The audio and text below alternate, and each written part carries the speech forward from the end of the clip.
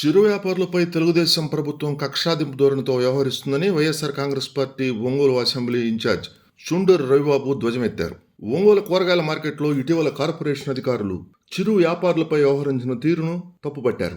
ఒంగోలులోని పార్టీ కార్యాలయంలో ఏర్పాటు చేసిన మీడియా సమావేశంలో మాట్లాడుతూ కరోనా సమయంలో ఎవరో దుకాణాలు కూడా తెరవలేదని, ఇప్పటికైనా ప్రభుత్వం స్పందించి కరోనా కాలానికి అద్దె, వడ్డీ బకాయిలు రద్దు చేయాలని, తర్వాత కాలానికి సంబంధించి వడ్డీ మాఫీ చేయాలని చుండూరు రవిబాబు డిమాండ్ చేశారు. మీడియా సమావేశంలో YSR Congress party student wing అధ్యక్షుడు పల్నాటి రవీందర్ రెడ్డి, నగర పార్టీ అధ్యక్షుడు కటారి శంకర్, కొత్తపట్నం ఎంపీపీ లంకపోతు అంజిరెడ్డి, బీసీసీఎల్ అధ్యక్షుడు బొట్ల సుబ్బారావు, కార్పొరేటర్లు ఇమ్రాన్ ఖాన్, ప్రవీణ్ కుమార్, పార్టీ మహిళా విభాగం ప్రతినిధులు ఇందిరా, భూమిరెడ్డి రమణమ్మ, మైనార్టీ సెల్ నాయకుడు మీరావలి తదితరులు పాల్గొన్నారు.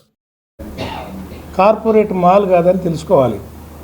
ఏ రిలయన్స్ ఫ్రెష్, హెరిటేజ్ మాలో లాగా సాధారణ పౌరులు కొనుక్కునే మార్కెట్ని మీరు ఊహించుకొని అక్కడ గంపలడ్డ ఉన్నాయనో, ఇక్కడ తట్టలడ్డ ఉన్నాయనో, పందిళ్ళు ఉన్నాయనో చిరుబుర్లాడుతూ చిన్న చిన్న వ్యాపారస్తుల మీద వాళ్ళు రోజంతా కష్టపడితే ఆ రోజు వేతనం మాత్రమే వాళ్ళకి వస్తుంది. గ్రామాల నుంచి వాళ్ళకున్న ఆకుకూరలు తెచ్చుకొని దానికి తోడు పక్కన 4 రకాల కూరగాయలు కొనుక్కొని కొనుక్కొని అమ్ముకుని సాయంత్రానికి వెళ్తే వాళ్ళకి ఆ రోజు వేతనం మాత్రమే వస్తుంది. మీరు అవన్నీ కూడా దౌర్జన్యపూరితంగా పందిర్లు బీకేసి ఖాళీ చేయండి అని టకటక తీసేపిస్తే ఒకరోజు వచ్చే నష్టం వాళ్ళకి నెల రోజుల శ్రమ. మీకు చిన్నవాళ్ళ బతుకుల గురించి కొద్దిగా సున్నితంగా ఆలోచించాలని ఈ సందర్భంగా తెలియజేస్తున్నా. ఆ స్పృహ లేకపోవటం మీ దురదృష్టం. వాళ్ళందరికీ మార్కెట్లో ఎక్కడో చోట వాళ్ళకి కూర్చొని అమ్ముకునే వెసులుబాటు వాళ్ళకి కల్పించాలి.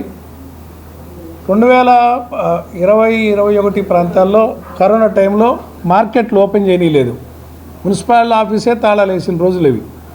వాళ్ళందరూ పీఆర్ఐ స్కూల్లో ఎడంగడంగా పెడితే అక్కడక్కడ పెట్టి అమ్ముకోమంటే వాళ్ళ వ్యాపారం ఉండి ఉండక వాళ్ళు కూడా ఆ రోజు వేతనాల కోసం వచ్చి అమ్ముకున్నారు.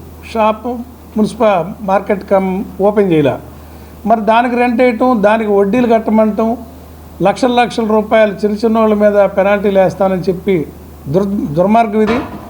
మా పార్టీ తరఫున మేము డిమాండ్ చేసేది ఏంటంటే కోవిడ్ 2 సంవత్సరాల్లో మీరు వేసిన రెంట్లు రద్దు చేయాలి, వాటిపైన వేసిన వడ్డీలు కూడా రద్దు చేయాలి. మిగతా తర్వాత వీళ్ళు రెన్యువల్ కోసం పోయి తర్వాత కడతామంటే కాదు, ముందు రెన్యువల్ కాలేదని చెప్పి అవి పేరబెట్టి వాటికి పెనాల్టీలు వేస్తూ ఉన్నారు. అది మంచి పద్ధతి కాదు. ఆ 2 సంవత్సరాలు దానికి వడ్డీ తీసేసి తర్వాత జరిగిన కాలానికి మామూలుగా మీరు దానికి రావాల్సిన రెంట్లు మాత్రం వసూలు చేసుకోవాలి. ఇక చిన్న వ్యాపారస్తుల దగ్గర కూడా మీరు ఆ రోడ్ల మీద పెట్టుకొని అమ్ముకుంటున్న వాళ్ళ దగ్గర కూడా మీరు చలానాలు కట్టించుకున్నారు. చలానాలు కట్టించుకున్నప్పుడు మీకు బాధ్యత ఉంది కదా, మీకు తెలియకుండా వాళ్ళు ఆ రోడ్ల మీద పెట్టుకోవాలి. మీకు చలానాలు కడుతూ వాళ్ళు వ్యాపారం చేసుకుంటున్నారు.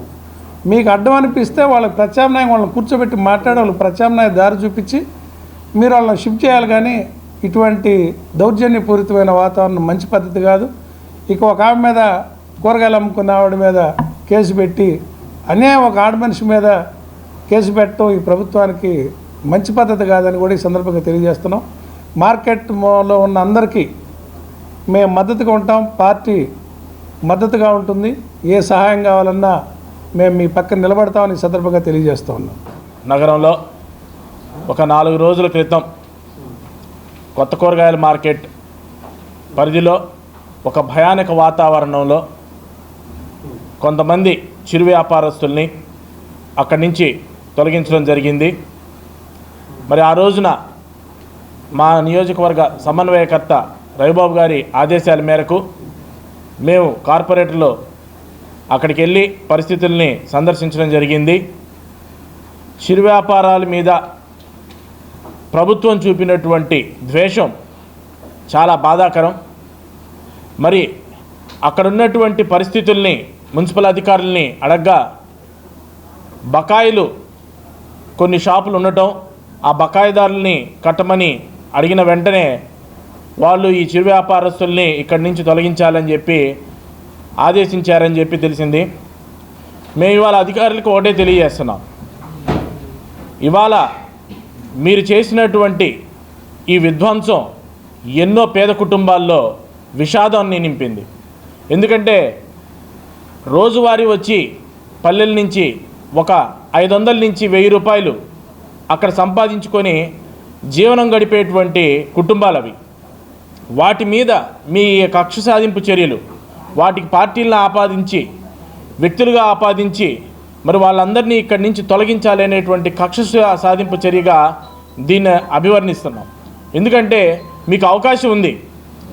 అక్కడ ఎంతో ఒక 100 మంది చిరు వ్యాపారాలు ఉన్నారు. వాళ్ళకి ఒంగోలు నగరం విస్తారంగా పెరుగుతుంది. వాళ్ళకి ప్రత్యామ్నాయం చూపించేటువంటి అవకాశము మీ దగ్గర ఉంది. మున్సిపల్ ఎన్నో స్థలాలు ఖాళీగానే ఉన్నాయి. అక్కడ రైతు బజార్ లాంటివి ఏదన్నా ఏర్పాటు చేసి వాళ్ళని ప్రత్యామ్నాయంగా అక్కడికి మార్చి మీరు చేయాలనుకున్నటువంటి షాపుల్ని అక్కడ మళ్ళీ స్థిరీకరణ చేసుకునే అవకాశం కూడా ఉంది. మరి హఠాత్తున అక్కడ భయానకంగా పరిస్థితిని క్రియేట్ చేసి చెల్లాచెదురు చేసి కనీసం వాళ్ళు అక్కడ ఉన్నటువంటి ముడి సరుకు, తినేటువంటి ముడి సరుకును కూడా ఎక్కడికక్కడ చెల్లాచెదురు చేసి ఆ రోజు కూడా వాళ్ళని నష్టపరిచే విధంగా మున్సిపల్ అధికారులు ఏదైతే చేశారో దీన్ని వైఎస్ఆర్ కాంగ్రెస్ పార్టీ తరఫున మేము తీవ్రంగా ఖండిస్తున్నాం. మీకు ఇవాళ ఒకటే చెప్తున్నాం, ఏదైతే కరోనా టైంలో ఆర్థికంగా అందరూ వ్యాపారులు లాస్ అవ్వడం జరిగింది, ప్రతి ఒక్క వ్యాపారాన్ని. అక్కడ మీరు వారి దగ్గర ఉన్నటువంటి మీరు ఆ 2 సంవత్సరాలు 2020-21 సంబంధించినటువంటి ఆ 2 సంవత్సరాల బకాయిలు కూడా మినహాయింపు చేసి మిగతాది మీరు మున్సిపాలిటీకి కట్టించుకోవాల్సిందిగా మేము ఇవాళ వైఎస్ఆర్ కాంగ్రెస్ పార్టీ తరఫు నుంచి డిమాండ్ చేస్తున్నాం. ఇవాళ మరి మిగతా వారికి కూడా చిరు వ్యాపారాలకి ఇవాళ ఈ మీడియా ముఖంగా మేము సందేశం ఇస్తున్నాం. ఖచ్చితంగా మీకు చుండూరు రవిబాబు గారి సారథ్యంలో, అలానే జిల్లా పార్టీ అధ్యక్షులు మన బూచేపల్లి శివప్రసాద్ రెడ్డి గారి సారథ్యంలో మేమందరం మీకు అండగా ఉంటాం. మీకు ఏ కష్టం వచ్చినా సరే మేము మీ పట్ల బాధ్యతగా వ్యవహరిస్తామని చెప్పి తెలియజేసుకుంటూ, మరి ప్రభుత్వం ఒకసారి సమాలోచన చేయాలి. మరి శాసనసభ్యులు కూడా ఒకసారి దాని మీద పునరాలోచన చేసి వాళ్ళందరికీ కూడా వాళ్ళ కుటుంబాల్లో భరోసా కల్పించే విధంగా మీరు చేయాలని, లేకపోతే దాని తర్వాత మేము ప్రత్యామ్నాయ కార్యక్రమం కూడా మేము చేయడానికి సిద్ధంగా ఉన్నామని చెప్పి ఈ సభాముఖంగా తెలియజేసుకుంటూ సెలవు తీసుకుంటున్నాను.